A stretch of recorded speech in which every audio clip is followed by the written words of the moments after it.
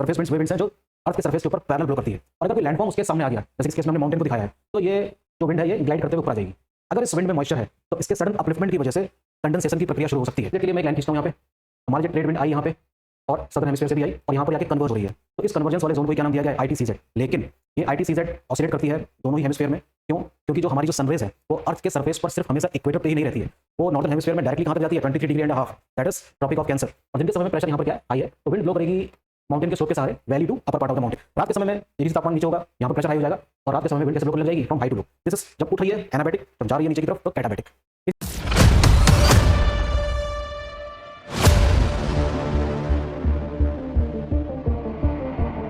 Hello friends, स्वागत है आप सभी लोगों का MIS स्टडी सर्कल के यूट्यूब प्लेटफॉर्म पर। और जैसा कि आप लोग जानते हैं कि जनरल स्टडीज़ में ज्योग्राफी का कितना इंपॉर्टेंट रोल है, और आने वाले दिनों में कुछ एग्ज़ाम भी प्रस्तावित हैं, जैसे कि खास तौर पे उत्तराखंड PCS, UP PCS। तो अगर हम PCS लेवल के एग्ज़ाम की तैयारी करें तो आप लोगों को ज्योग्राफी जरूर पढ़नी पड़ेगी। तो ज्योग्राफी का एक बहुत ही इंपॉर्टेंट टॉपिक है जहाँ से हर साल क्वेश्चन आते ही हैं, और उस टॉपिक का नाम है क्लाइमेटोलॉजी का विंड सिस्टम। विंड सिस्टम यानी कि पवन प्रणाली। ठीक, तो ये टॉपिक इतना इंपॉर्टेंट है कि यहाँ से हर साल 2 और कभी कभी 3 क्वेश्चंस तक आ जाते हैं। तो this topic should not be ignored for upcoming PCS examination of Uttarakhand and Uttar Pradesh both. तो शुरुआत करेंगे हम विंड सिस्टम से। So we have 2 categories of winds, one is surface wind and one is atmospheric wind. आज हम लोग डिस्कस करने वाले हैं सिर्फ सरफेस विंड्स के बारे में। ठीक है, तो एक डायग्राम देखिए,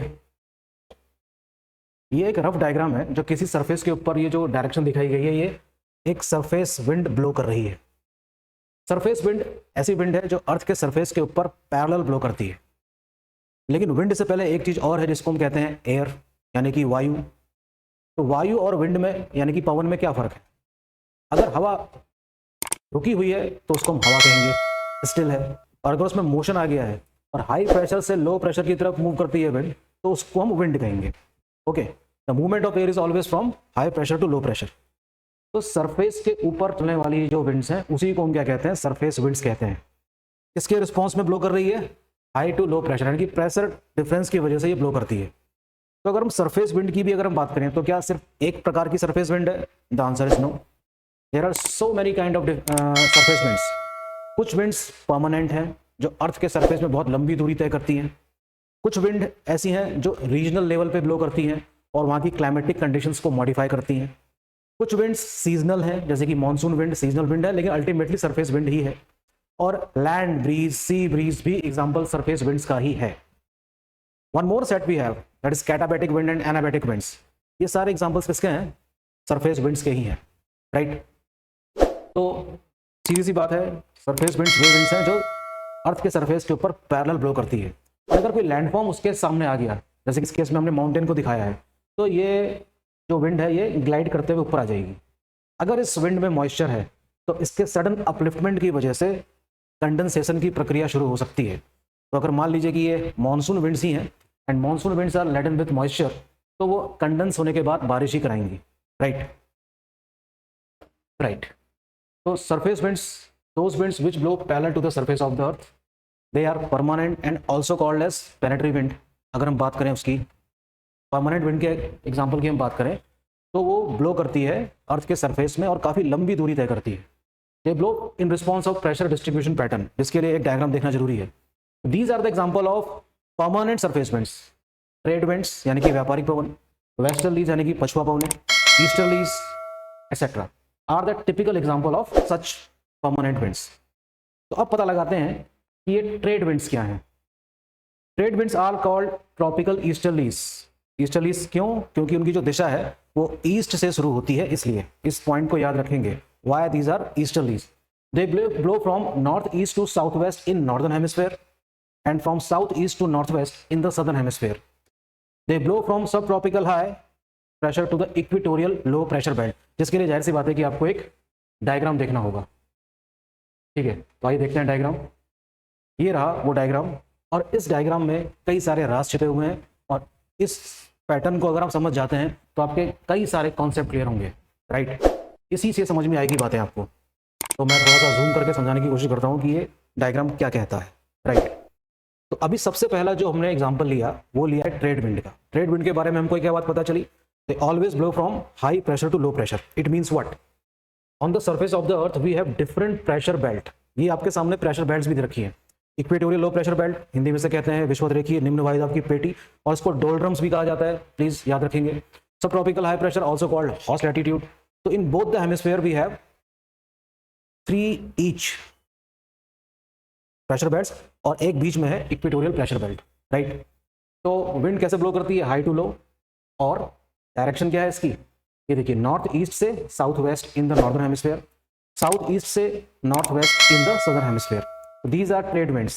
These trade winds were responsible to carry out trade in the mid centuries like 13th and 14th centuries, right? और 13th-14th सेंचुरी में हमारे पास जो शिप्स हुआ करती थी उसमें मोटर नहीं हुआ करता था, तो वो इसी विंड के सहारे बहती थी आगे। बड़ी बड़ी पाल की जो नौकाएं होती थी और बहुत तेज उसको आगे ले जाती थी, ठीक। तो ये रहा पहला एग्जाम्पल किस चीज का, ट्रेड विंड्स का, राइट। अब इसको वापस ले आते हैं। ट्रेड विंड्स मैं फिर से पढ़ देता हूँ, are called tropical easterlies, directions की वजह से they blow from north east to south west in the southern northern hemisphere और south east to north west in southern hemisphere. तो ये डायरेक्शन आपको याद रखनी होगी, एग्जाम में क्वेश्चन इस तरह से आ जाता है, consider the following about the trade wind, और डायरेक्शन में हो सकता है कि वो ट्विस्ट कर दे आपका, नॉर्थ में क्या कर दे, south west to north east, इस तरीके से क्या कर सकता है, वो घुमा सकता है, ठीक है। दूसरा ट्रेड विंड का एग्जांपल है वेस्टर्लीज, यानी कि पछुआ पवने, इसको मिड लैटिट्यूड विंड्स भी कहा जाता है।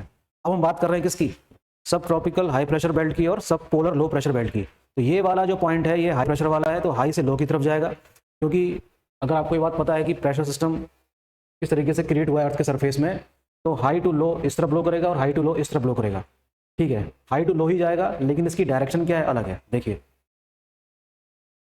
they blow from subtropical high to subpolar low region in both the hemisphere.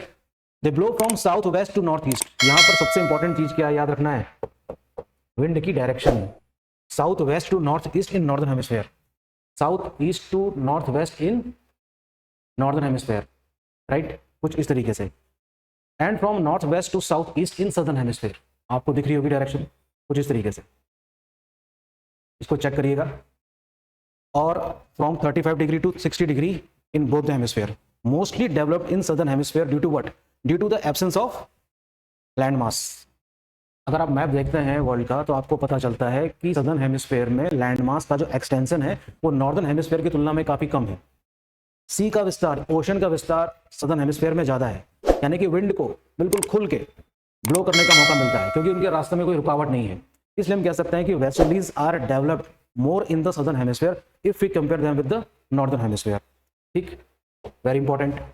ये एक इजी सा टॉपिक है, लेकिन उसके बावजूद भी काफी इंपॉर्टेंट है। इंपॉर्टेंट इसलिए क्योंकि एग्जाम में आता है, ठीक। The zone where trade winds from both the hemisphere converges is called ITCZ, that is inter tropical convergence zone. This is something very important. जब आप मानसून के मैकेनिज्म को पढ़ेंगे तो भी ये चीज आपके काम आने वाली है, ITCZ। ITCZ के लिए मैं एक लाइन खींचता हूँ यहाँ पे, हमारी जो ट्रेड विंड आई यहाँ पे और सदर्न हेमिस्फीयर से भी आई और यहाँ पर आके कन्वर्ज हो रही है, तो इस कन्वर्जेंस वाले जोन को ही क्या नाम दिया गया है, ITCZ।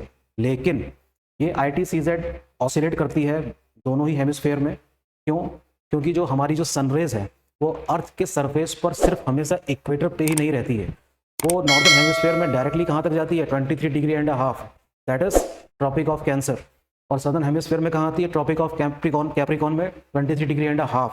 सो डायरेक्ट सनरेज जो हैं वो हमारे अर्थ के सरफेस में सिर्फ इन दो लैटिट्यूड के बीच में रहती है, जिसको हम ट्रॉपिकल रीजन कहते हैं, ठीक।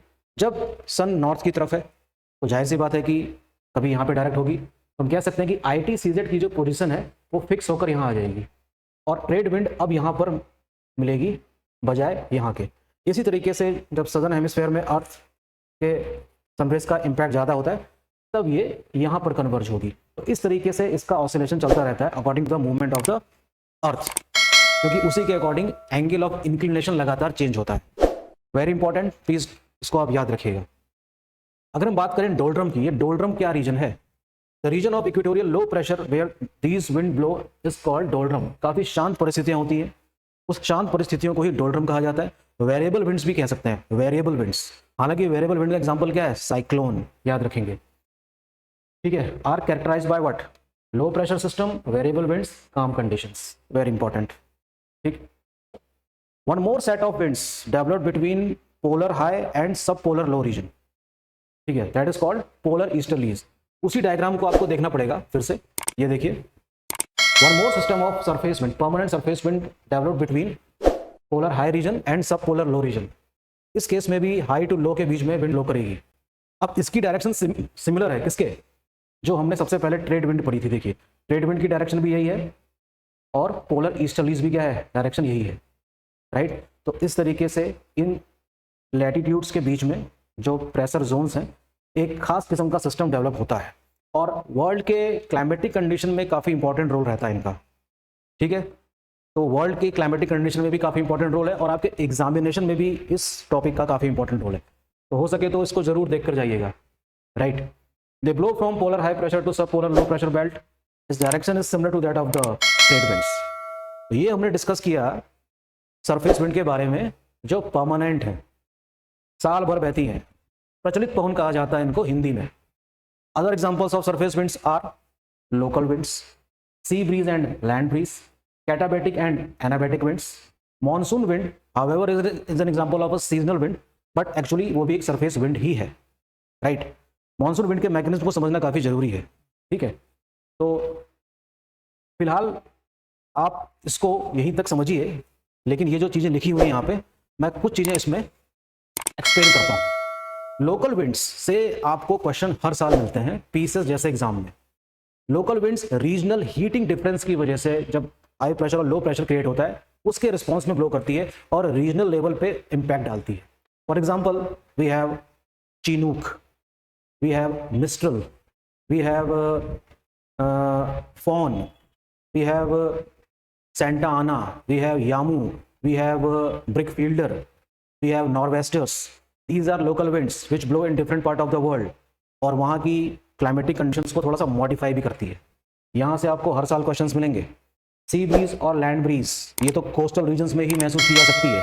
मान लीजिए कि मैं समुद्र के पास खड़ा हूँ या आप खड़े हैं, तो दिन के समय में आपको पता ही है, जैसे कि मान लीजिए कि ये सी है और ये आप खड़े हैं सी बीच पे, तो दिन के समय में दोनों को ही बराबर अमाउंट में इंसोलेशन मिल रहा है, सनरेज मिल रही है, but they are different state. ये सॉलिड है, ये लिक्विड है। सॉलिड जल्दी गर्म और जल्दी ठंडा होगा और लिक्विड देर में गर्म और देर में ठंडा होगा, जिसकी वजह से उसके ऊपर का जो एयर है, एयर प्रेशर है, वो थोड़ा डिफरेंट हो जाएगा।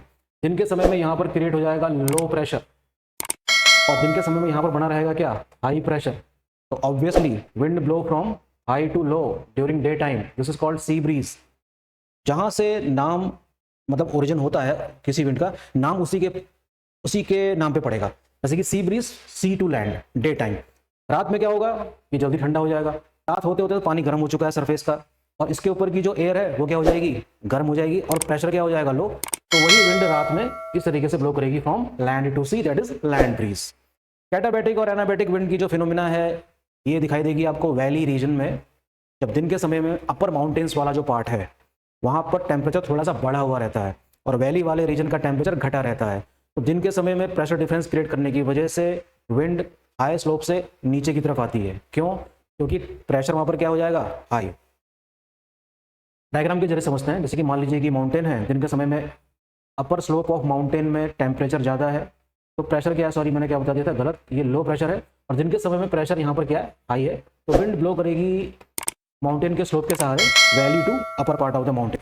रात के समय में तेजी से तापमान नीचे होगा, यहाँ पर प्रेशर हाई हो जाएगा और रात के समय में विंड कैसे ब्लो करने लग जाएगी, फ्रॉम हाई टू लो।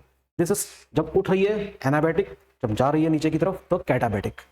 इसी तरीके से मॉनसून विंड के मैकेनिज्म को समझने के लिए एक अलग से लेक्चर बनाया जाएगा। ओके, अब हम डिस्कस कर लेते हैं कुछ क्वेश्चंस। 3 क्वेश्चन डिस्कस करेंगे हम, ये रहे आपके सामने, ठीक। ये काफी इजी से क्वेश्चन है लेकिन एग्जाम में रिपीट होते हैं। ये एग्जाम्पल है कि किस तरीके के क्वेश्चन आपको UP PCS, Uttarakhand PCS, MP PCS सभी जगह आपको देखने को मिलेंगे। पहले क्वेश्चन में देखिए विंड्स के नाम दिए गए हैं और आपको मैच द फॉलोइंग करना है। ये लोकल विंड से क्वेश्चन है, कौन सी विंड कहाँ पे ब्लो करती है। सेंटा आना ब्लो करती है सेंटा आना ब्लो करती है यूएसए के वेस्टर्न वाले पार्ट में, तो इसको आप मिलाएंगे कैलिफोर्निया। चिनूक ब्लो करती है रॉकीज माउंटेन से होते हुए यूएसए में। कौन ब्लो करती है एल्प्स माउंटेन से होते हुए, और जोंडा विंड है अर्जेंटीना की। तो in this way this answer is a. ये तो एक छोटा सा एग्जाम्पल था, ऐसे कई क्वेश्चन आपको दिखाई देंगे जब आप PYQ पढ़ते हैं ना PCS लेवल का, तो जरूर आपको इस तरह के क्वेश्चन दिखाई देते होंगे। तो खास बात क्या है, ये क्वेश्चंस गलत नहीं होने चाहिए अगर ये फिर से एग्जाम में आ जाता है तो, इसलिए ये टॉपिक इंपॉर्टेंट हो जाता है। बहुत टफ नहीं है, ईजी है। दूसरा question, under which system does the direction of the wind change daily. अभी हमने पढ़ा था, क्या ट्रेड विंड की डायरेक्शन डेली चेंज होती है? नो। मॉनसून विंड की डायरेक्शन डेली चेंज होती है? नो, ये तो सीजनल विंड है। Land and sea breeze, yes, इसका आंसर क्या होगा? सी। डायरेक्शन बदलती है ना दिन और रात के अनुसार, तो इसका आंसर क्या हो जाएगा? सी। थर्ड क्वेश्चन है mistral. Mistral is also an example of a local wind, लेकिन दुनिया के किस हिस्से में ब्लो करती है?